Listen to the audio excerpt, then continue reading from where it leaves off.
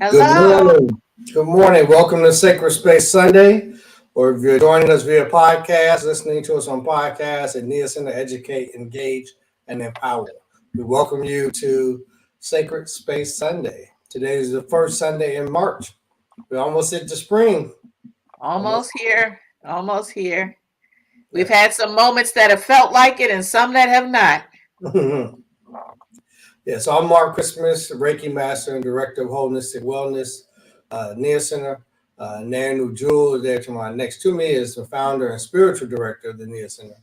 Nee-yah means purpose and intention, right? The Nee-yah Center presents Sacred Space Sunday.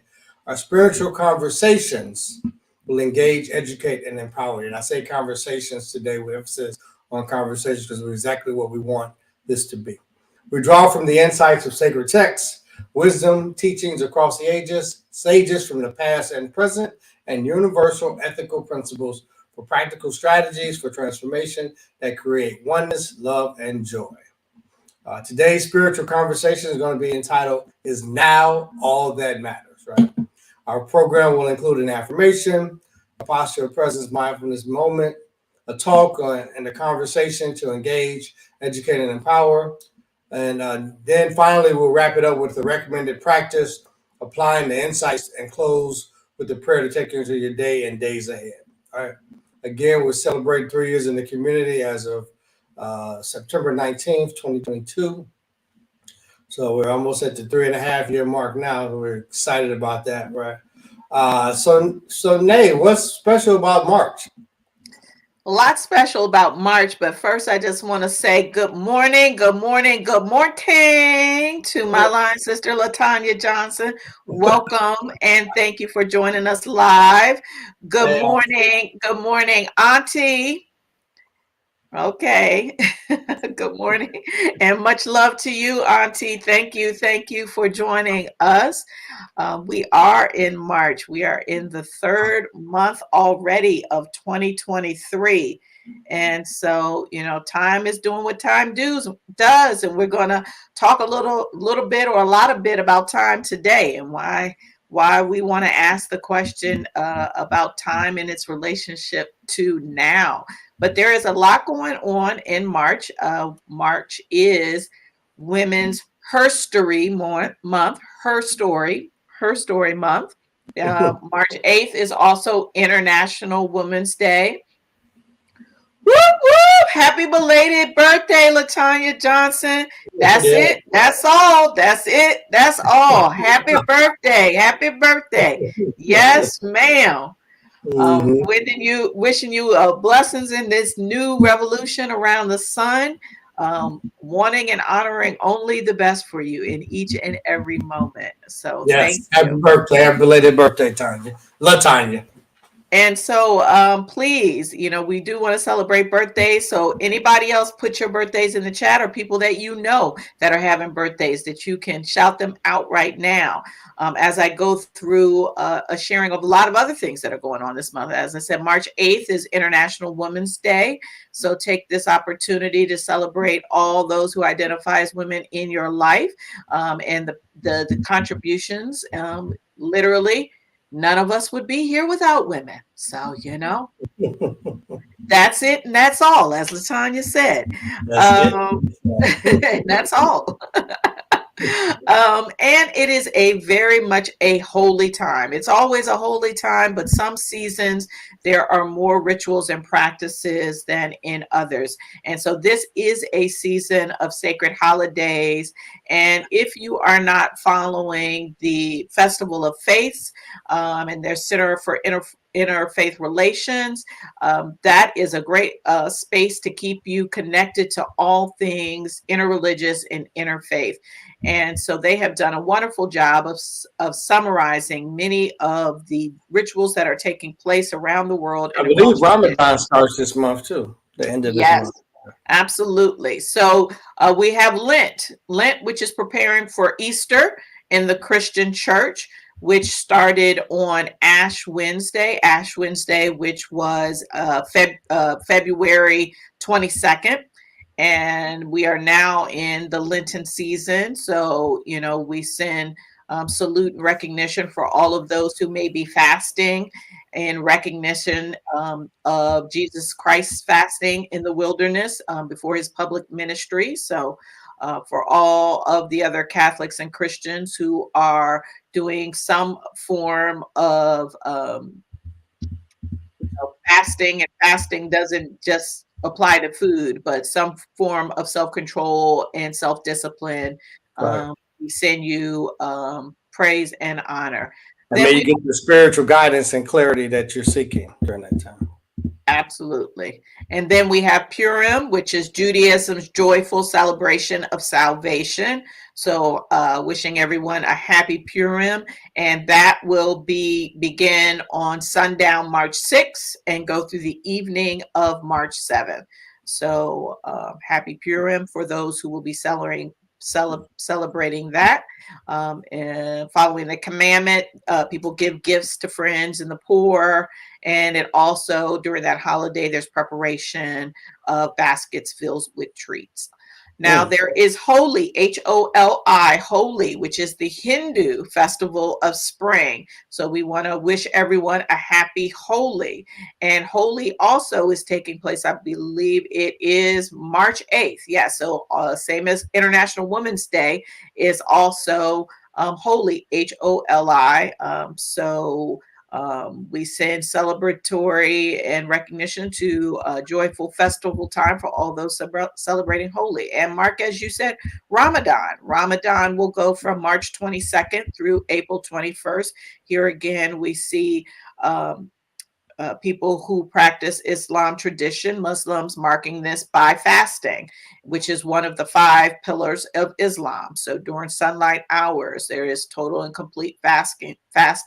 They have a pre-dawn meal, and the fast is broken. They break fast at dusk. So again, we send honor and recognition to those who will be fasting during Ramadan. So very much going on in many traditions this month. And so we just honor this sacred season of holidays. Yeah.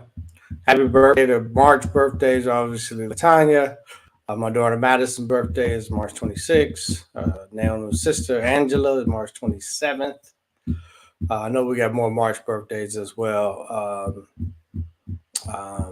If you have some, you can put them in the chat. Shout out to all the March babies. Exactly. And so remember, you can always cast us on the TV. You can find us Twitch, Facebook, watch us on YouTube. And, if you have any questions, any ideas around things that you'd like us to discuss, people you'd like to recommend we reach out to host here, if you're interested in Reiki sessions or spiritual counseling or other forms of sponsorship, please reach out to us at niahcenter@gmail.com, niahcenter@gmail.com.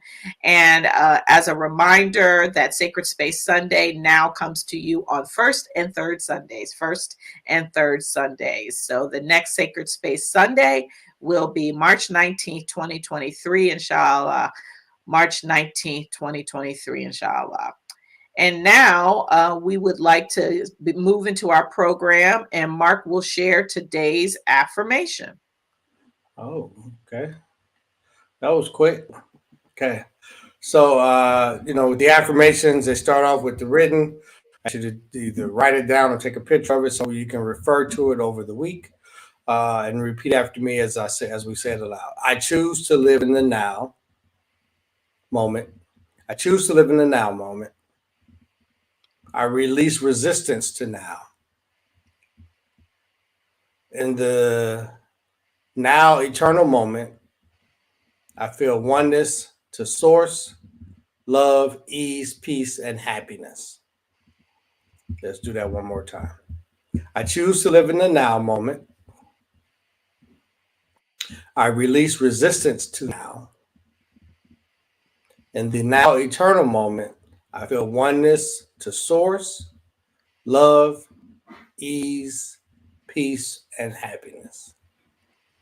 Okay, again, we ask that you be with this affirmation over the course of the next 2 weeks on a daily basis. Look at it, or put it somewhere where you can see it, refer to it, say it out loud. at least once a day, or maybe a couple of times a day, and have these things come true for you.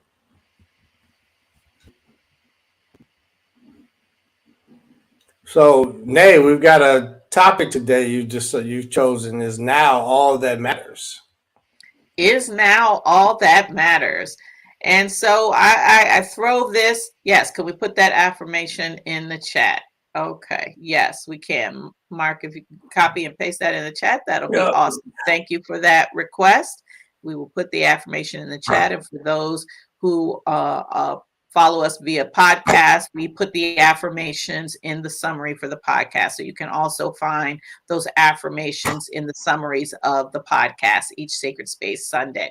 So yes, is now all that matters. So I throw that question back out for those who are joining us live. Let us know. Do you think now is all that matters? So put a 1 in the chat if yes, you think now is all that matters. A 2 in the chat if no, now is not all that matters. Or 3, like, I don't know. So 1, yes, now is all that matters. 2, no, now is not all that matters. 3, I don't know. I don't know. So I have an opinion, but I will hold my opinion. I see a 1. I see a 2. Thank you, Cheryl DC Joy. Lakita B says 2. KG Dean, good morning, says 1. So we got 2 1s, 2 2s, and it looks like there might be some abstentions. Couple another 2. We got some more 2s. The twos are taking it. The 2s are taking it. No, now is not all that matters. So Mark, but if now sucks. If now sucks too. I hear that, right? I hear that. Yes, I'm gonna say yeah. I'm gonna go with the 1s. You're gonna go with the 1s? Okay. Yeah. So we're probably about even now. About half say 1, half say 2. And so yeah, this is why we're talking about it today. And that's exactly what we're going to do. We're going to have a conversation. You're going to see our time spent on Sacred Space Sunday as we seek to reach an in-between of our initial days when we used to all be on Zoom together and could more freely and openly have a dialogue, to return to a dialogue format. And so today, the talk will seek to be in the mode of dialogue and conversation. So as always, we love an active chat. We love an active chat. So to kick us off on this conversation, is now all that matters, Mark is going to do a reading for us. So let me turn it over to Mark to set up some context. Mark, should I say anything about what you're reading or what it is before I don't know if you guys can see this book? I'm going to be reading from the Bhagavad Gita, Krishna's Counsel in the Time of War, translated by Barbara Stoller Miller. So the Bhagavad Gita is a Hindu spiritual text, right? It is very ancient.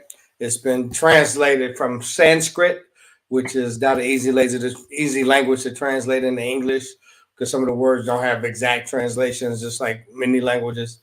So that's why it's important to know, translated by Barbara Stoller Miller. In this situation, there's Arjuna, who's the main character in the book, who's speaking to Krishna. And Krishna, in this case, is, think of it as a divine entity, God. And so Krishna may choose to call God, or you have another faith that you believe, whatever the omnipotent presence is, source, whatever you choose to call it, would be representative of Krishna. And so it's written in, it's a poem. It's really a poem. It's not really that big of a book. You can see it's kind of thin. And Arjuna is conflicted about going to battle, because he's going to battle against his cousins, right? And he's got all these questions for Krishna, and Krishna's giving them guidance and telling them to honor his duties. So I'm going to read the 12th teaching, just the first 12 verses of the 12th teaching, devotion. So Arjuna says, and it's set up as a conversation between Arjuna and Krishna. So Arjuna starts off, who best knows discipline? Men who worship you with devotion, ever disciplined, or men who worship the imperishable, unmanifest? So Lord Krishna responds, and he has the rest of the verses. I deem most disciplined men of enduring discipline who worship me with true faith and trusting their minds to me. Men reach me too who worship what is imperishable, ineffable, unmanifest, omnipresent, inconceivable, immutable at the summit of existence, mastering their senses with equanimity toward everything. They reach me, rejoicing in the welfare of all creatures. It is more arduous when their reason clings to my unmanifest nature. For men constrained by bodies, the unmanifest way is hard to attain. But men intent on me renounce all actions to me and worship me, meditating with singular discipline.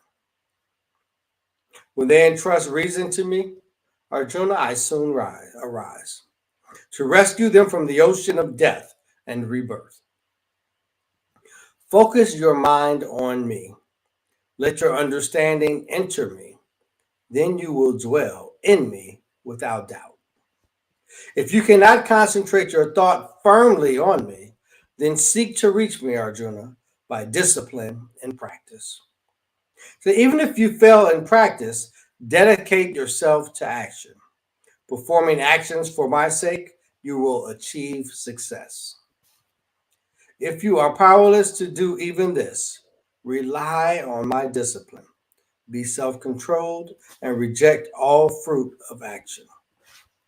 Knowledge is better than practice. Meditation, better than knowledge.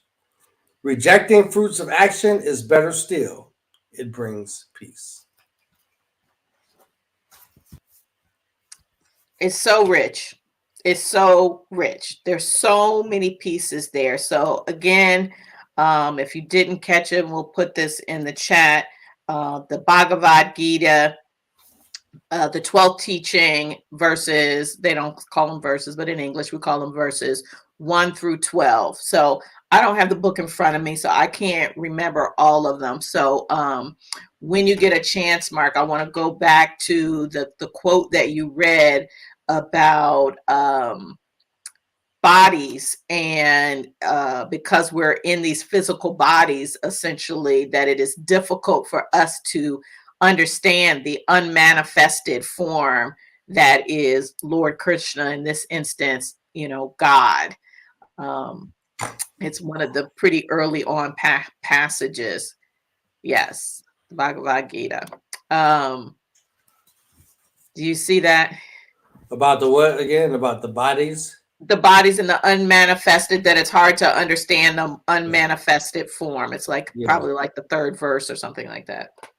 Yeah, verse 5. It is more arduous when their reason clings to my unmanifest nature. For men constrained by bodies, the unmanifest way is hard to attain. Yes, we're in bodies. And so it's hard for us to understand and recall our connection with the unmanifested, our unmanifested nature. And another thing I thought was interesting in there, meditation is better than knowledge. And that, it seems that God is trying to tell Arjuna, who, like you said, is dealing with this really, to the core conflict, talking about going to battle against your own relatives and talking about how you move through that most difficult time. And it seems to me that God, Krishna, is saying, turn to me, trust in me, trust in the process, let go of your reason. Reason is not helping you. Let go. And trust in me, and do that which is your duty and purpose, and release the fruits of your action, meaning release attachment to the results, focused on that which is in front of you, and trust in me and do it, and not to reason, which in the context of a war against your family members, physical to the death war, I think is used to really say, because when people are like trusting, you're like, but you don't know my circumstances. You don't know what I'm dealing with. You don't know what my day-to-day looks like. Like, I'm dealing with some real stuff. You don't know what happened to me. You don't know what I am a victim of. You don't know what I'm trying to work against. And so for you to say release and let go and sit down, meditate, you don't get it. And so I think it is very much not a coincidence that this is told through the lens of someone who is literally being called to be the leader, warrior, to go to battle, to literally kill his family members in a territorial, turf war. So I'm curious about your takeaway, because this sacred text, very, very old, read by millions across, the centuries. What your takeaway was from reading this text. Was this your first time reading it? Yeah, this was my first time reading it. I spent a little time with it this morning reading the introduction. I thought it was interesting. Like you said, it was the seat of the king had been vacated, and the cousins wanted it, and they decided to go to war against their cousin to take it over. So, because the king didn't have any male heirs, because he had been cursed that he couldn't have, by penalty of death, he couldn't have sex with his wives. So I don't know what kind of curse that is, but it stops your generations. That seems like an ultimate curse to me. That's like the lineage will stop with you. That's to me an ultimate curse, right? Yeah, right. But then his brother had 100 kids, and so these are the ones that are battling this other kid for the throne. So yeah. So what was your takeaway though in terms of the call to turn to Krishna and to turn that conflict over to Krishna? Well, I think he gave him a couple of different options of how we could do it. If you can't just trust in unmanifested, then discipline, which is what another word for yoga, right? Just keep practicing it, and maybe through practicing it, you'll get closer to it. You'll get to it. And so he gave him a lot of options of how to get that clarity or develop that relation, whether it's to practice, to discipline. If he just couldn't just take it at word and believe in it from the beginning. Right. So some of you may be wondering, how does this relate to our topic? Is now all that matters. So Lord Krishna is offering to Arjuna that now his next step is to go to battle. That is his now. His now moment is calling him to battle. And although his mind and everything in him is offering him resistance to doing that, right? That God is saying, this is your now moment. This is your next step. This is what is called forth for you now. And I also say, so release what comes after it. There's no thought of what came before it or what's to come after it. This is your call right now. And through your trust and devotion to me, step into it. So that's one way it looks. So I'm going to read a couple of quotes here about now from some other teachers, spiritual teachers throughout time. So that was, like we said, a Hindu spiritual text, a Hindu sacred text here, the Bhagavad Gita. If you haven't read it, I highly recommend it. So questions asked by Zen Buddhist teachers.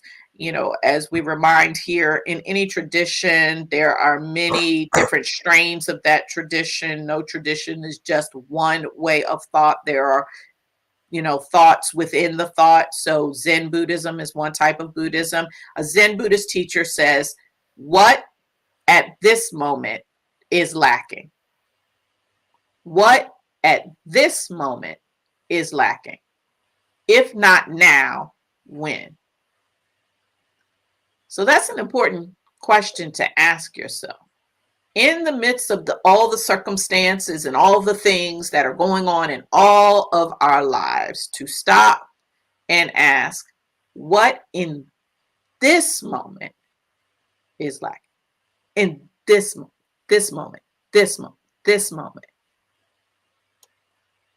And you may find some space. And if there is action to be taken, if not now, when? So I want to come back to that later, but I think that's very much a foundational concept to this conversation about now and the role it plays in our life.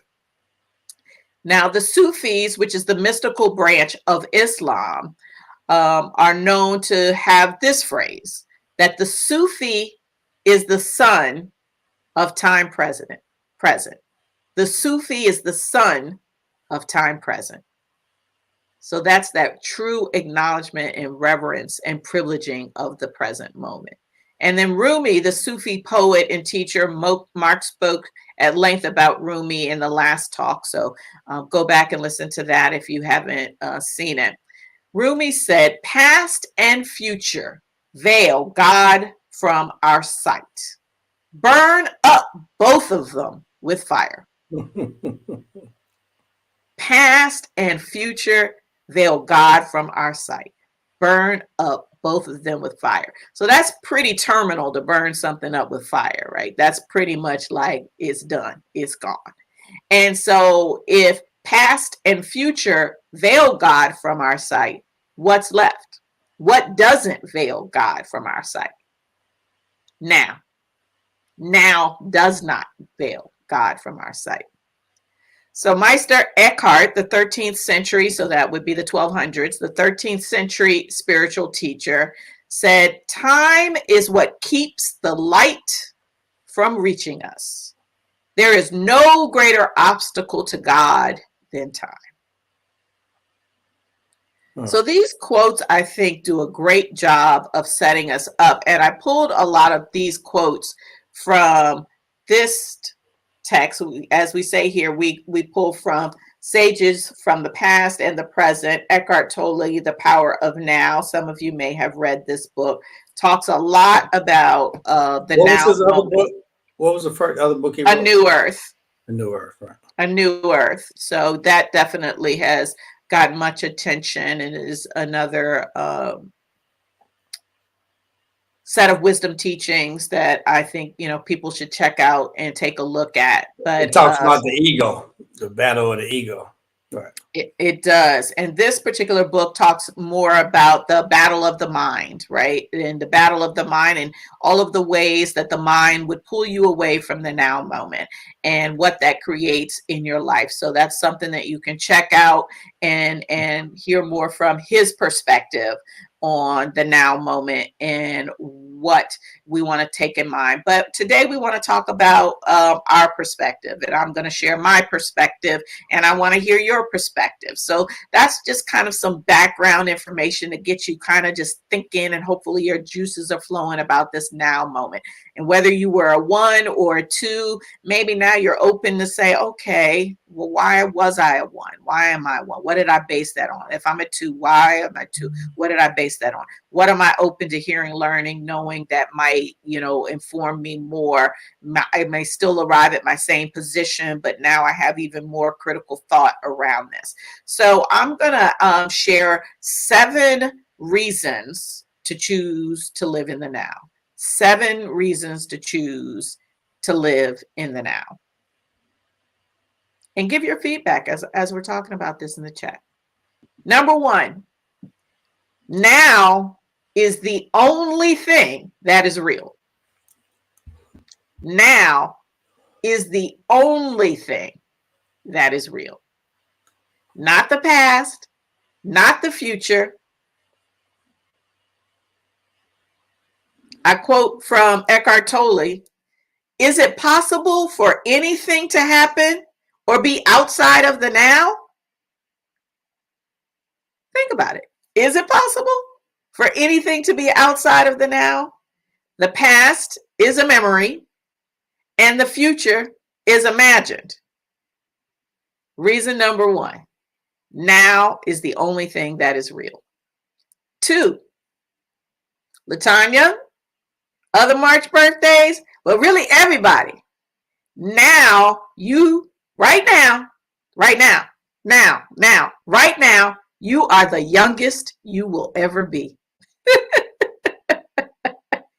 It's true. Now you are the youngest you will ever be. 3, now is where you will find ease and peace. Take you back to our quote. What at this moment, this now moment, is lacking? Now is where you can find ease and peace. So I give an example here. So this very morning, like in the wee hours when I woke up, but not quite out of bed yet, for some reason, I started thinking about an upcoming conversation that I'm going to have with someone. And I just start to play out this conversation in my mind, thinking about what I want to say, how I want to say it. I'm imagining what some of their objections might be, some of their questions. I'm imagining what their reactions are going to be, how they're going to feel, as if we could ever know how someone else is going to feel. But I'm almost unconsciously going through a whole dialogue and then stopping it and then respinning it this way or that. I mean, am I the only one who has ever done this? Only one, right? You know, Mark, is this something that resonates, right? Yeah, I can You relate. know, yeah, I mean, I played out the entire conversation in my mind. Now, I know for a fact that I'm not even scheduled to have this conversation with this person for almost a week and a half from now. So I'm already in my mind in the wee hours. And at some point, I recognize that I am doing this. And I promise you, it does not feel like peace and ease the first thing in the morning, be spinning out a whole conversation that's not going to happen for a couple of weeks. And how is that productive? It's not productive at all. So I said to myself, whew, okay, stop doing that. I came back to right now. I listened to the birds chirping outside my window, and that felt much better. Now is where you will find ease and peace. That was number 3. Similarly, now is where you can release suffering. Now is where you can release suffering. Now, this goes back to an ancient Buddhist principle, but this is a principle that is often misunderstood. So I actually want to go to another text here to talk about this word suffering, because for anyone who has spent any time learning about Buddhist thought, then you would have heard this term. Hey, Tony! Tony is my fellow doctoral student at Union Theological Seminary. Welcome, Tony. We got to get you on here. So suffering, you hear in Buddhist thought this term suffering. What does it mean, right? To release suffering. So the Pali word is actually dukkha, and it does not mean agony of the body. It really is referring to a deep, subtle sense of dissatisfaction. So suffering is anything that produces a deep sense of dissatisfaction in any part of the mind at any moment. And so then it results in this mental treadmill. What did I just talk about? Me and the mental treadmill of this conversation that I have totally made up. And so freedom and enlightenment is about releasing this suffering. And so it is in the now moment when you can do that, because you are having some form of unconscious or conscious. My dialogue with myself about the conversation went from unconscious to conscious resistance about this conversation, the subject of the conversation, how I think it might go. And so I'm focusing more on what I don't want and what's not going to happen or whatever, instead of what I do want, which is to wake up in the morning feeling good, feeling abundant, ready for my day, not this whole dissatisfaction with this mental treadmill about a conversation 7 to 10 days from now, which in reality may not even occur, right? I don't even know, right? Inshallah, am I going to be here 10 days from now, right? So it just doesn't make any sense. So the now moment is where you can release suffering, that deep, strong sense of dissatisfaction with what is or what you imagine to come. Now, therefore, is where you can find joy and happiness. Joy and happiness. At any moment in the now moment, you can go to a thought that produces joy and happiness.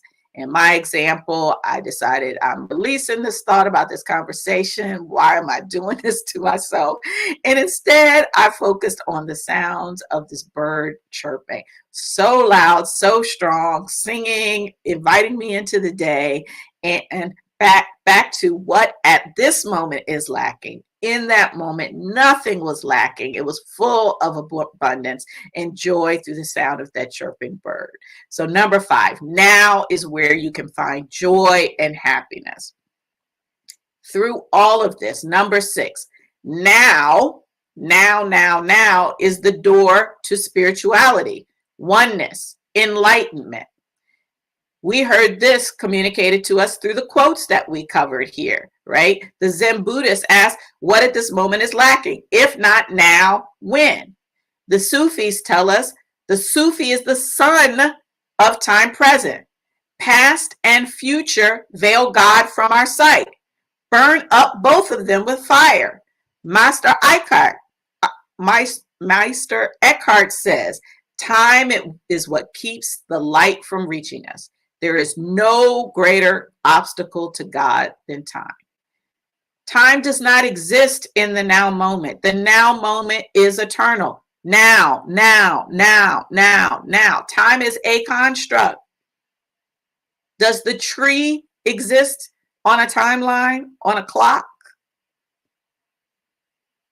Not in the way that human beings do. Now is the door to spirituality, oneness, and enlightenment. That's why so many traditions have practices that have you stop and go inner. Because the external world is the fog, the inner world in the now, present moment. Because number 7, now is where you reunite, because you were never separate. You could never be separate, but you can do things that have you feel a sense of separation. Now is where you reunite with your infinite, non-physical self, infinite, creative intelligence, God. And this is what Lord Krishna was calling Arjuna in the Bhagavad Gita. An opportunity to reunite with the infinite, non-physical self. It is translated as unmanifested, and versus bodies in the Bhagavad Gita. So, Mark, if you come back on, I'll just recap quickly the 7 reasons to choose and to live in the now, and then we'll take a moment to talk about this and then move on to what are the barriers to living in the now. So, reasons to choose to live in the now. It's the only thing that's real. You are the youngest you will ever be. It's where you will find ease and peace, release from suffering, joy and happiness, spirituality, oneness, and enlightenment, and you will reunite with your infinite, non-physical self, infinite creative intelligence, God. I'm hoping I'm selling y'all on it now. It sounded pretty good to me. What do you think? So I was thinking about your first quote, which is, what at this moment is lacking, if not now, when? And what came to me was courage and motivation. Those things are lacking. Like, I got a paper to do today and I don't really want to do it. And so it's the motivation to that's missing, right? I want to pause there because you just made a great point. You said, I've got a paper to do today and I don't want to do it. And so how do you feel about that? Does that feel good? No, like literally in your body. When you think about it, does it feel good? No, not at this stage. No, it feels irresponsible. No. Yeah, because see, that's resistance to what is. Thank you for sharing that, right? Because that is a perfect example of what happens when we have resistance to the now moment. The action, your Arjuna moment, is calling you that this paper is what's in your next now moment. That's what's real. But you've got some resistance to that, right? And you're not really fully accepting what is, right? And so there's that disconnect there, and it causes dissatisfaction in your body. That's a form of suffering, right? But when you connect to the now moment, and if you were able to look to that in a different way, then you could release the suffering around that. So you got a comment. Cheryl DC Joy has a question, it looks like. No comment. Okay. If now is where we should focus, Black people should be excelling. We tend to live in the now, no delayed gratification. Buy it now in case it gets taken away. Dreams as if you'll live forever, live as if you'll die today. James Dean. So I would say yes, and so that's one interpretation of living in the now, going out and buying things today as opposed to waiting. I'm assuming you're saying instead of saving or Well, the you whole know, concept of delayed gratification is that get it when you can afford it, right? right, Or things like that. right. So yes, so that is one lens of looking at the now. I think the focus here is the now of literally in this moment, right? So I would ask, do Black people excel, or any marginalized community excel at living in the now, given our historical and intergenerational experience?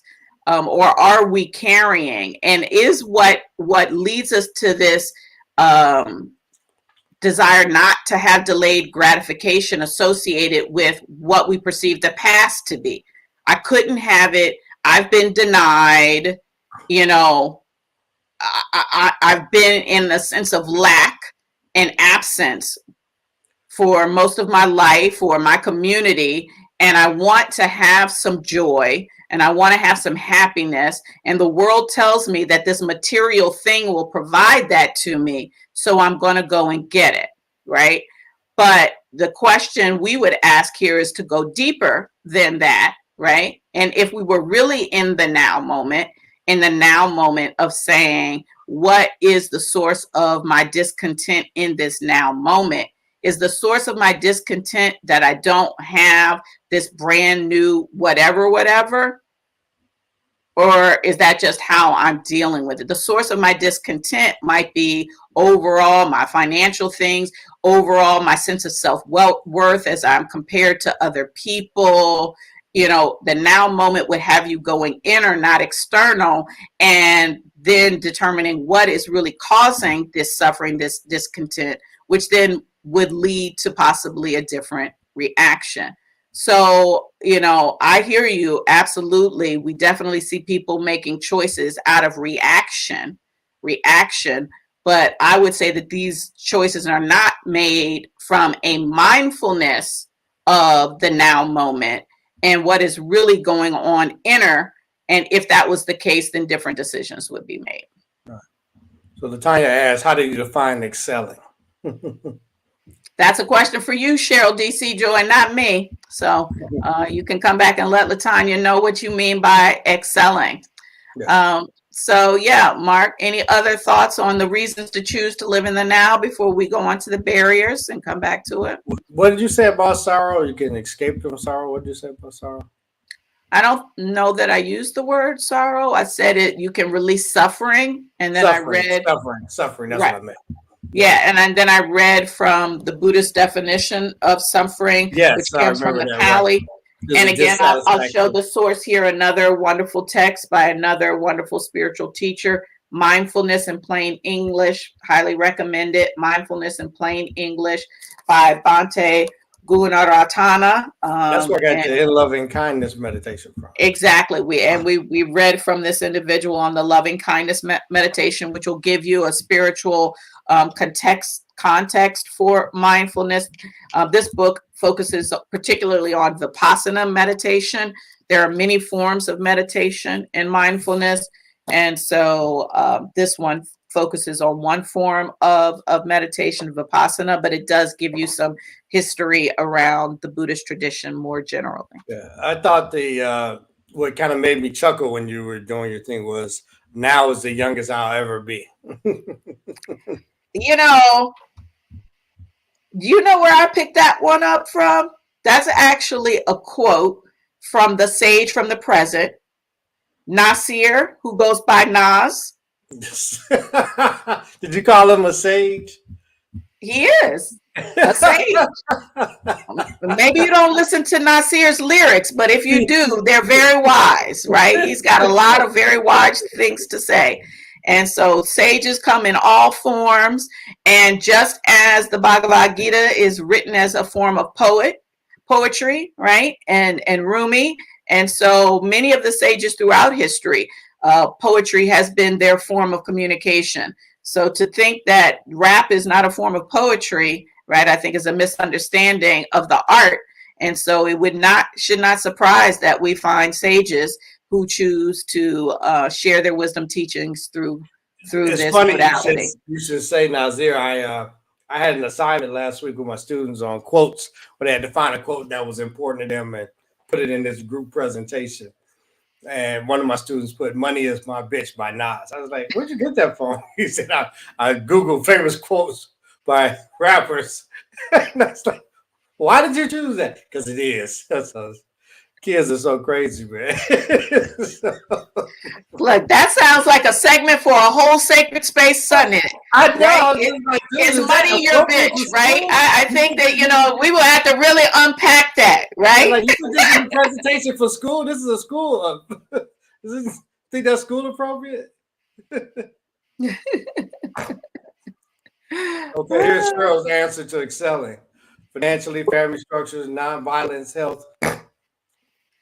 Yeah. So are Black people excelling in these areas? I would say the statistics would show not so much.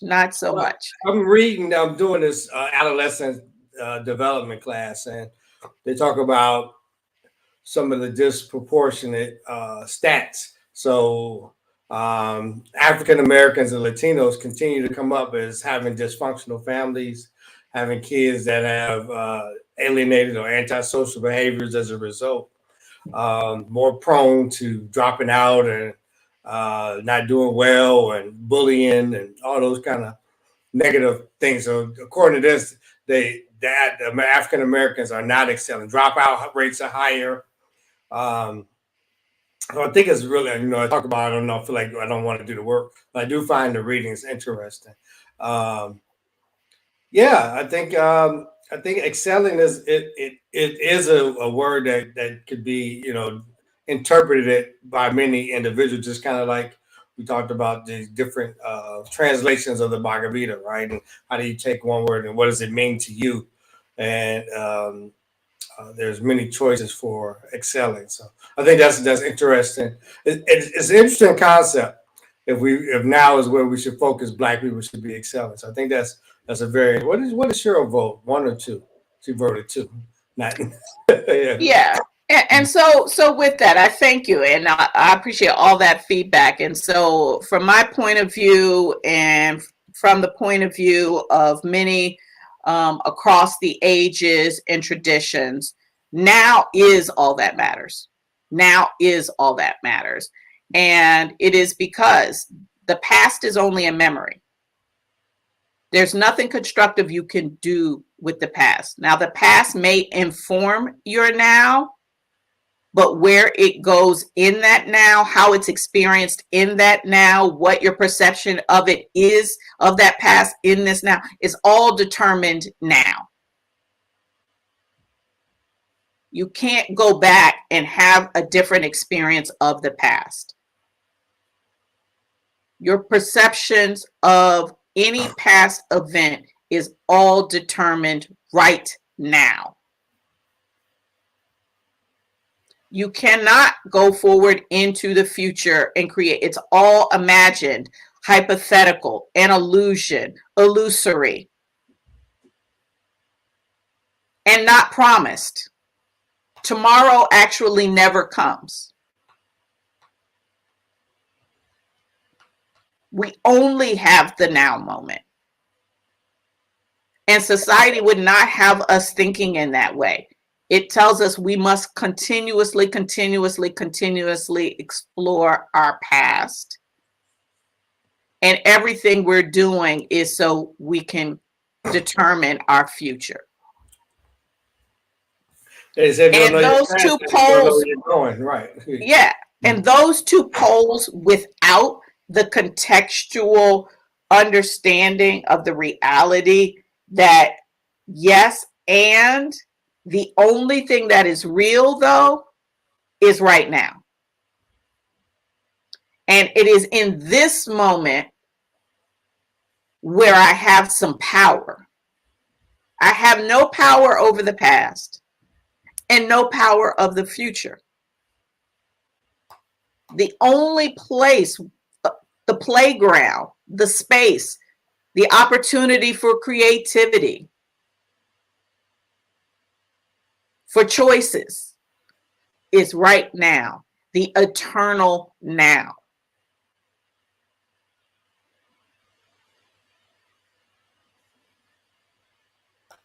So I offer my twos. Why do you call it the eternal now? Because there's now and now. Like, try to confine and define the now. As soon as you say now, that's past. Now you're in a new now, and a new now. It's continuously, I mean, seconds don't even capture it, right? Okay. And it's the depth of that reality actually creates space, that you have this eternal now moment. I could yell at you and catch it, and in the very next now moment, come back. I can't take it away. The yell has happened. I said what I said. It's done. But in that next now, I can make a new decision. I have a new moment for a new choice. And the question is, what are we doing with that now? Are we using our now moments as an opportunity to connect with our non-physical self, our manifested, our unmanifested, our manifested self? Are we using our now moment to check in and come from that space, from an inner place or an external place?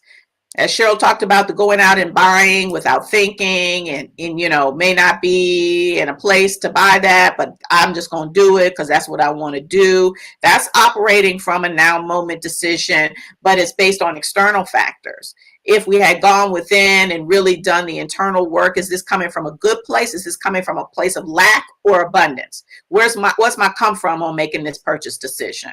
Am I out here to compare, to compete, to feel something that I think that this material thing is going to bring to me? I think the material thing is what's going to give me joy. I think the man, the woman, the non-binary, that's what's going to bring me joy. If I think something external outside of myself is going to bring me joy, then I'm going to do the thing that's going to have me run for that. That might be material things, but that also can be relationships. That can be jobs. That can look a lot of different ways in terms of the things that we go out here and do from a place of lack that we think is going to fulfill, versus coming from a now moment that says, go within. What does my God positioning system, my internal body feelings tell me about this, to say, go left, go right? When I align with source, what's the inspiration versus the reaction? Inspiration versus reaction. So yeah, what are barriers? We've talked about a few of them. Barriers to living in the now, unconscious thoughts and behavior.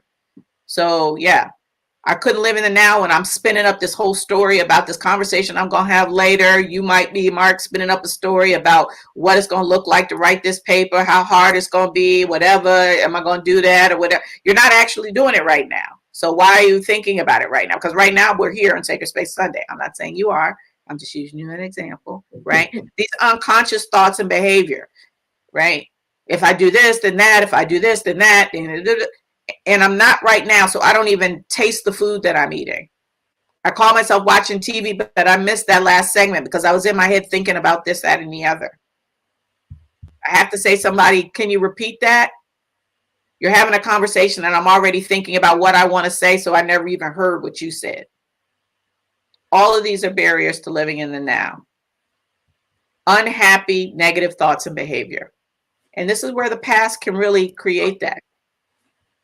This is not to discount or remove things that have happened in our past that were negative. But in this now moment, what at this moment is lacking? What at this moment is lacking?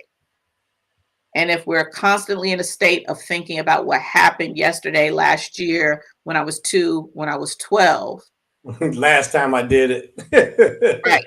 It makes it really hard to be in the now moment and to separate those experiences, memories from right now, now, now.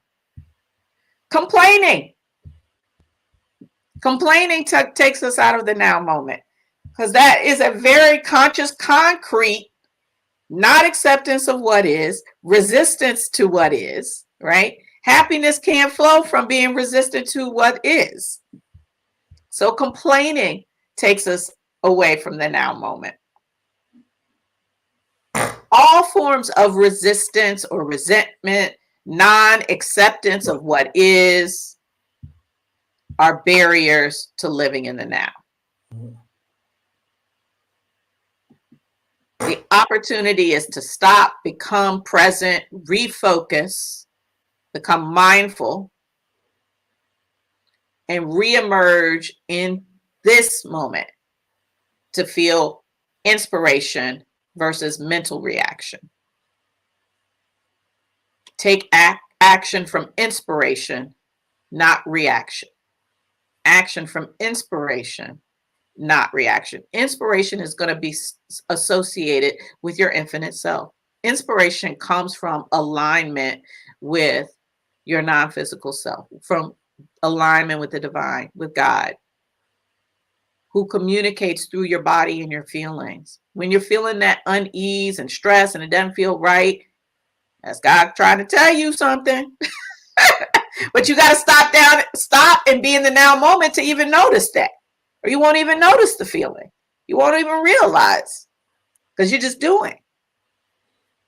Which is back to what Cheryl is actually talking about, just doing from reaction as opposed to now moment and really thinking about what is this moment really calling for.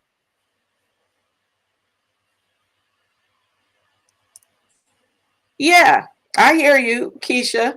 What KG Dean asked, what if you don't have an opportunity to be mindful because the now requires so damn much, it's exhausting? What if you don't have an opportunity to be mindful because the now requires so damn much, it's exhausting? And I will offer that you probably are intensely in the now. When you are in situations of high trauma, high demand, they allow you to do nothing but focus on the now. You know, I've shared this before. When Mark experienced the now, but you also think about the future though when you're in those kind of situations. You're like, this is what's going on now. So what am I going to do next? How am I going to get through this? So you're not really just in the now. You're in the now and future when you're doing that. Thank you. Yes. And so it's not that you don't have an opportunity to be mindful, because you always have an opportunity to be mindful. Because we all have, even though it's hard to think about this and sometimes hard to accept, we all have control over our own minds. We actually all have control over our own minds. So it may be we're not practiced in doing it. It is certainly very human to let the mind just do and not have any intentionality around it. Yeah. But there is always the opportunity to refocus. And I think that's why Esther Hicks rather, suggests before the momentum of the now catches up with you, to go ahead and start your day off with mindfulness, or start your day off with 10 or 15 minutes of just mindfulness, and then hold on to it as long as you can for that, for that day until you get to the next. When you wake up in the morning, that's the best time. That's what she says. I don't know. I wake up so early, I'm getting ready, I'm not able to practice it. And I mean, I do in the sense that I listen to her or on the work while I'm driving, but I'm still paying attention to the road and all that kind of stuff too. I'm not just like a free mind. Absolutely. And I'm going to offer some suggestions for practicing the now. So the now, it's a practice. And thank you. Keep the questions and comments coming in the Yeah, chat. another question came Yeah, in. yeah. I want to finish addressing this one before we move on. So can we? Okay. Yeah. Okay. KG Dean, I want to continue to address because this is really a critical one. So first, I want to say that it may feel like you don't have an opportunity to be mindful, but the reality is that we all always have an opportunity to be mindful because we do have the power to control our minds, right? Unless there is some unwellness in our minds, right? Some unwellness that's going on that, that we literally physically can't, then we have an opportunity to be mindful. And so again, I was going to say, when I was dealing with my own set of traumas around when Mark was experiencing unwellness, yes, there very much could have been a way that I approached that situation about what does my circumstances that I'm seeing with my eyes right now and what people are telling me, what is that going to mean about tomorrow and the next day and next year and next week and all of this, and how am I going to deal with this, and I'm not going to say those thoughts didn't cross my mind, because they do. So I'm not saying that we're humans. This is a practice. All of this is a practice, right? And I made a very intentional decision because I was so overwhelmed, literally in the midst of the trauma, that I would only focus on getting to the next second. Those thoughts would come. What have I got to do next? What's literally right in front of me? What I was hyper in the now as a means of survival. So I am not suggesting this as a way of life, but when you're in those highly traumatic situations, that is really a time more so, I think, than ever to say because dealing with the hypotheticals and the imaginaries of the future can take you down a spiral that may not be easy to recover from. And you can't change it by reimagining it and thinking it. Deal with the now. Your now is so filled with stuff. Give yourself the grace to really just get to the next moment. So to the next now. Just get to the next now and say that to yourself. I literally would say to myself, I'm just going to get to the next now. And if anyone called me or talked to me during that time, you will remember, if you asked me how I was doing, I said, I'm just getting to the next moment. I'm not thinking about 2 hours from now. I can't tell you about tomorrow. The only thing I can handle right now, and the only thing that is present for me, and that's really true for our entire lives, right? But that made it so hyper real, right? That I'm just literally getting to the next moment. So that's what I offer you, KG Dean. I'm not saying this is easy, but it certainly is something that you can hold on to more than thinking out about what is this going to look like 7 days, 14 days, a year from now. It's too much. Okay. Does living in the now equal happiness? Always positive inspiration. So always, I mean, I don't do very well in any absolutes from my point of view. Always. Does always, living in never. Right. Yeah, always, never. We're humans. All of this stuff is a practice. It's not a destination, it's a practice. So nothing is always. It's a practice, not a destination. But is now the portal to happiness? Yes. Is now the path to happiness? Yes. So in that, can now equal happiness in a way that the past and the present never can. Because when we dwell in the past, there's a sense of, even if we're thinking about something that was so great, there is a way that we can be like, oh, that moment was so awesome. I wish I could have that forever. And that I wish that I could have it forever is an association of it can't be like that, or you are noticing of what isn't, therefore you're elevating that moment. In the future, right? Oh, when I get this, that will make me happy. That goes back to that thinking that you're talking about of making decisions that ultimately are not in your best interest, right? Because thinking that something in the future is going to bring me happiness. Well, you only have right now. And if you can't enjoy this moment thinking that something external to yourself that happens in the future is going to bring happiness, is a misunderstanding of the way happiness works, because happiness comes from the inside. And the only way you connect to the now moment is an inner work. Connecting to the now moment is inner work. Connecting to the now moment is inner work.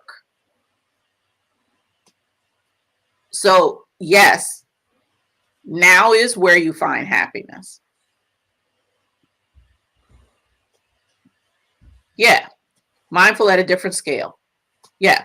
Mindful at a different scale. So KG Dean comes back and says, okay, I guess I'm being mindful, but at a different scale. I just say an affirmation while I'm constantly doing. Right. Right. So I love this because, again, if you pick up Bhante Gunaratama's Mindfulness in Plain English, one of the things that he does here is breaks down these misunderstandings of what mindfulness and meditation is. And meditation is just one form of mindfulness. They're not the same thing. Mindfulness can be walking. Mindfulness can be eating. Mindfulness can be brushing your teeth. Mindfulness can be having a conversation, right? And so meditation, in terms of how you see it on TV or sitting on a cushion, that's just one form, right? And so he talks about misconceptions of meditation, right? And because of the Western world and the way this has been brought to us, there are a lot of misconceptions. So he talks about meditation is just a relaxation technique. Misconception. Misconception 2, meditation means going into a trance. Misconception 3, meditation is a mysterious practice that cannot be understood. 4, the purpose of meditation is to become psychic. Meditation is dangerous and a prudent person should avoid it. Meditation is for saints, not for regular people. Meditation is running away from reality. Right? When you meditate, you sit around thinking lofty thoughts. Meditation is a great way to get high. Meditation is self. So there's lots and lots of misconceptions about what meditation is. Did you say a way to get high? Mm-hmm. Yeah, some people think that, right? So being mindful is simply being present to the now moment, not in the past, not in the future. Yeah. Now is all that matters because it is the only thing that is real. And because of that, all those other reasons that I gave flow from that. And it is key to unlocking our happiness because it is in the now moment that we are present, therefore present to ourselves, and therefore we can connect to happiness. Okay, LaTanya. Okay, go ahead, Mark. So LaTanya writes, does it really come down to focusing on your feelings in the now? Abraham often asks us to think about what is the feeling we are searching for, get to that feeling, and then focus on goals, tasks, must-dos. Absolutely, right? Because and so this is consistent with that. I see this absolutely consistent. Does it really come down to focusing on your feelings in the now? Because only by focusing on your feelings in the now can you know whether or not you have a good feeling or you have a feeling of suffering. You have to first pay attention to what you're feeling now to understand whether you're at the end of resistance or whether you're at the end of alignment and connection. So it starts with focusing on your feelings now. And then based on that determination, you can continue to do the things that keep you in alignment, or you can use the strategies, which it says Abraham talking about Esther Hicks when speaking through their divine self. says Abraham often asks us to think about what feeling we're searching for, right? So if you're in an experience of suffering, of that strong sense of dissatisfaction, resistance to what is, you know that's not good. If you're feeling very much in a lack, you're feeling jealous of people, you're comparing yourself to other people, you're not feeling worthy, you're thinking about your past, bad things have always happened to me, bad things are going to continue to happen to me, I can't get out of this, I'm never going to get ahead. You know, any of these sensations, these feelings of suffering in your body, you feel tight, you feel constricted, you feel just, you know, not good. Now we can say, this is where Abraham talks about contrast, the contrast. So now we have the information to know that's not the feeling that I'm searching for. And so how do I get to the feeling and focus on that? And one of the ways to do that is to become mindful and do some mindful tasks. So, you know, get to that feeling, which might be thinking about the bird chirping. That was my example. The sunshine, the way the sun rays the sky, it lights across the sky. Right. Exactly. I go for a walk. You know, and just notice the trees. I have a conversation with the trees. Right now, I'm looking at my window. I'm seeing the trees actually start to bud. I remember a couple of days ago, it was just these little brown rounds at the end of the branches that I knew was the beginning of a bud. And now today they have color. They're red. I mean, just looking out that brings me joy. So yes, you notice what you're feeling now because that lets you know where you are. You got to check, as Abraham would say, what station am I currently on? And if I'm not on the station I want to be on, if I'm not vibrating where I want to be, if I'm not feeling the good feeling that I want to feel, then what do I need to do to retune to get there? And this is where we use our different strategies, our different rituals, our different practices. So go ahead. Now I was going to go to the next one. Okay. So Cheryl DC Joy has a comment. These are awesome. Keep them coming.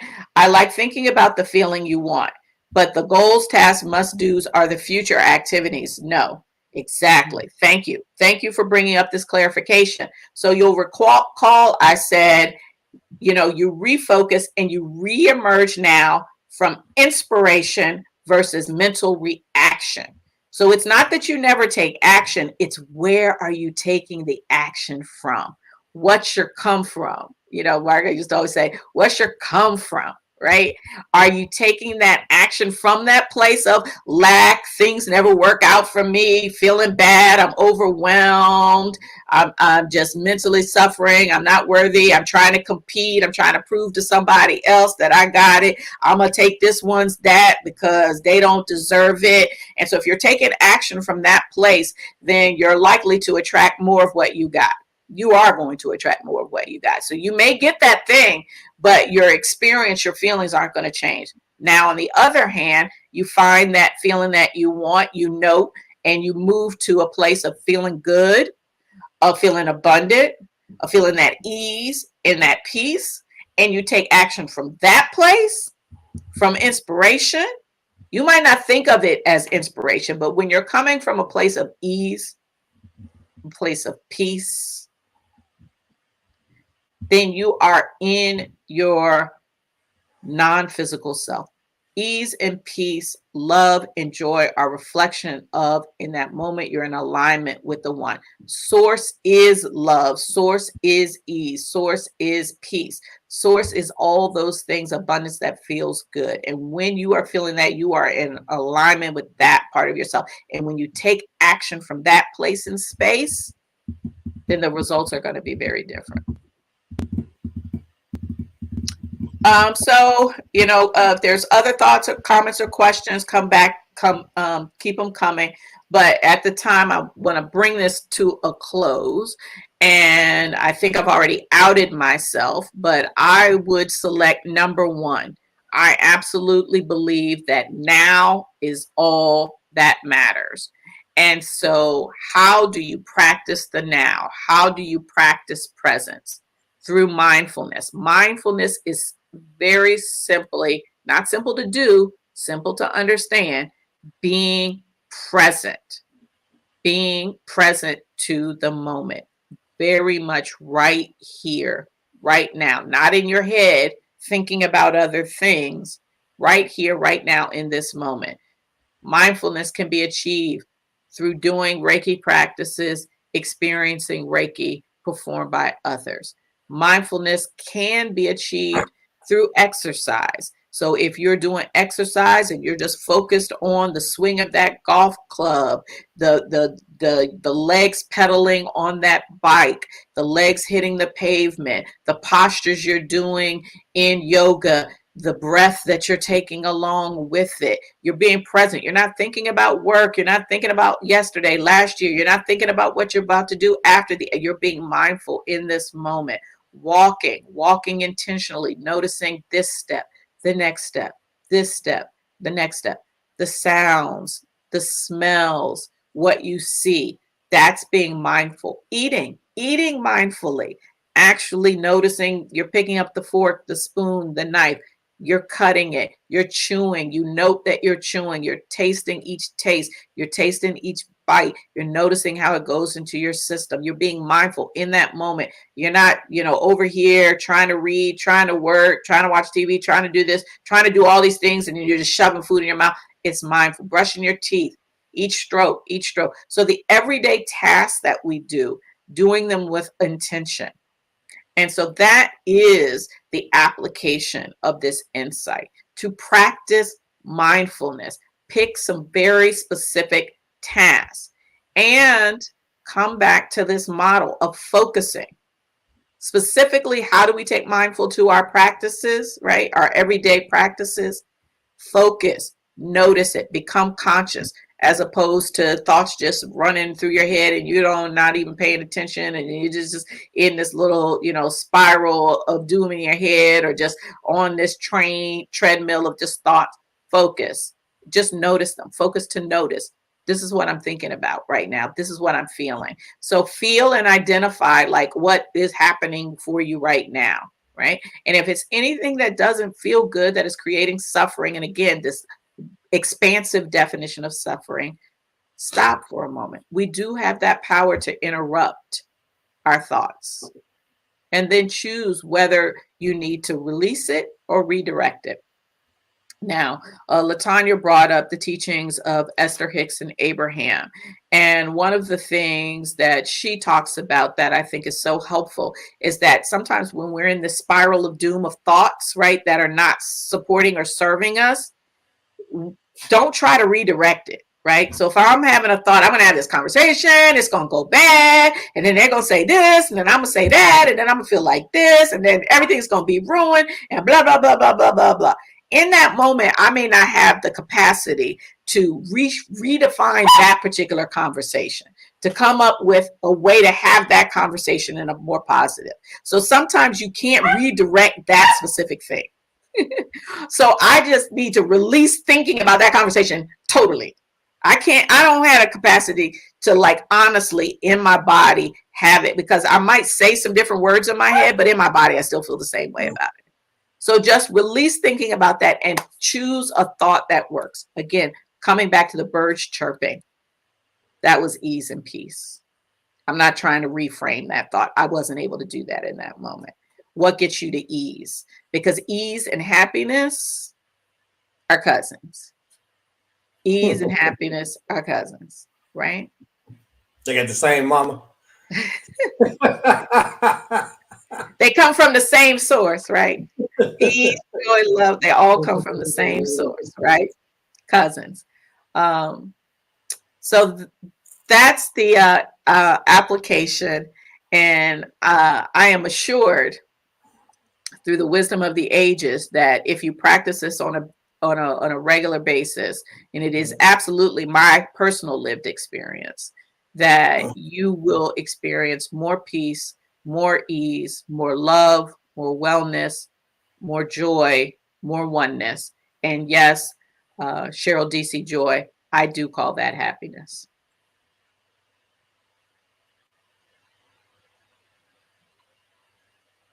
Thoughts?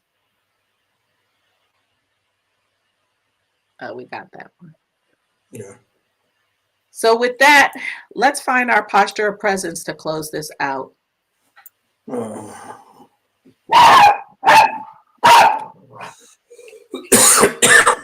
Well, King had a couple of comments for us, but I'm not able to translate them right now. So let's find our breath. Our breath is absolutely in the now. Each breath reminds us of the now moment. Finding our breath is an easy way to connect to the now. The breath reflects now. Find your breath.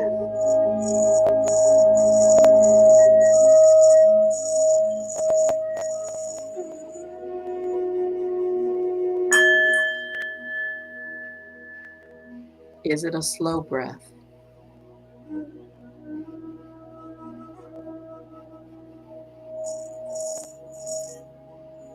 Is it a quick breath? Short breath?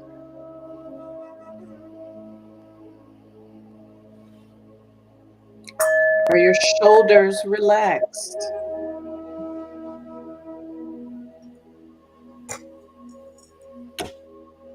Is your tongue light?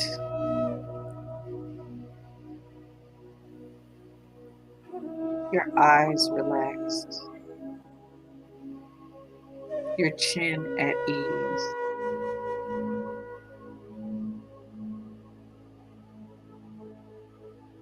Are you holding tension in your toes, in your fingers? What is your experience of this now moment?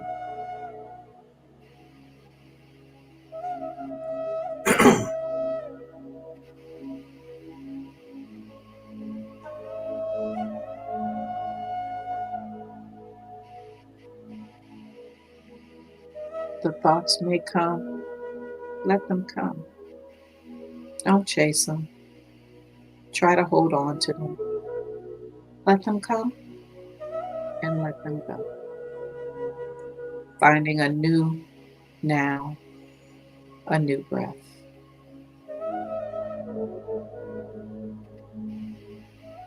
Space, ease. Choosing ease and wellness. Ease and wellness in this moment. Ease and wellness.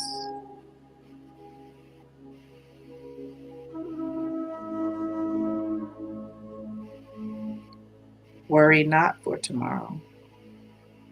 It takes care of itself. For tomorrow never comes. All we have is now. Right now. Right now. Right now. What in this moment is left as we breathe in ease and breathe out joy.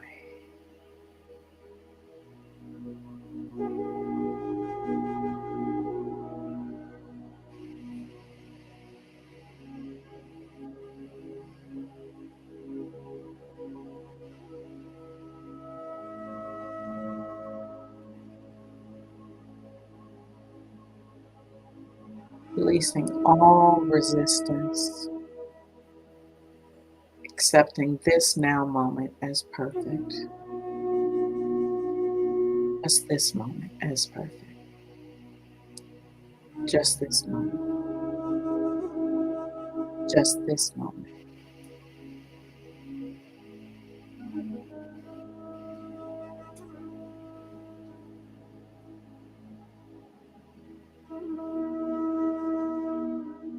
So take a few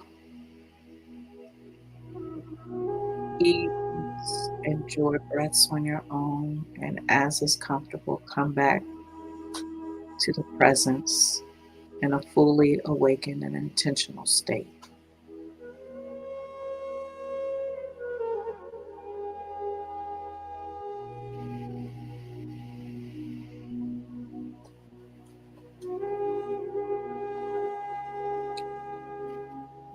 We thank you for joining us today. We thank you for your presence.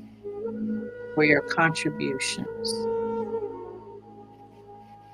for being part of this one community of love, of joy.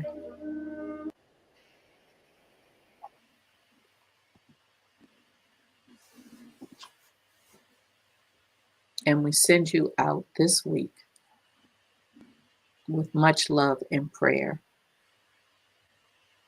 and ask you to support yourself and those around you. And in supporting those around you and yourself, you are supporting the upliftment of the entire planet by choosing the now moment. You can find us on all the major platforms: Twitch, Facebook, and YouTube, Instagram.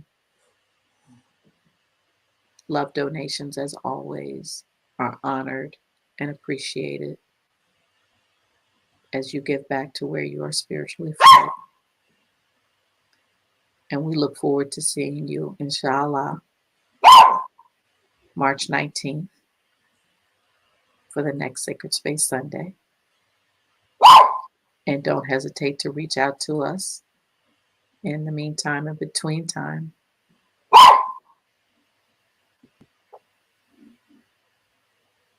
Any parting words, Mark? No, I just was in that meditation, still just being with it. Yeah. Yeah. So I wanted to allow people to stay in that space and take that space into the world. All right, dear Lord, thank you for this opportunity to share together today in Sacred Space Sunday. The conversations are nourishing to minds, bodies, and spirits. Thank you for the opportunity for now, the eternal now, to rush it and pray, to live in it, the eternal love that's created, the eternal joy, the internal ease, internal comfort, all the eternal results that are happening in the now. Lord, thank you for these opportunities to praise and be with you, to fellowship together, to learn and uplift each other, to edify each other. Thank you for the now that you've given us and the now that that will be. We thank you for love and the joy that was shared today, and we ask that you continue to carry us forward into this week in remembrance of the power of now. And now is what matters, and to be mindful to stay and embrace that now. Amen. And so it is.